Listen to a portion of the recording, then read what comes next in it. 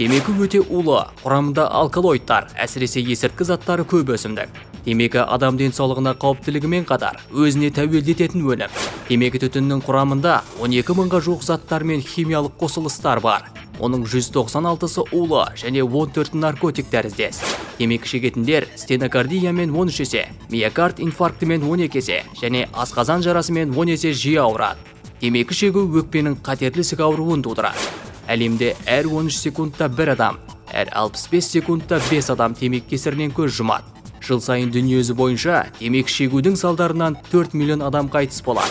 Темекіні тастау адамның мықты ниетіне, ерік күшіне, сабыр төзіміне көп байланысты.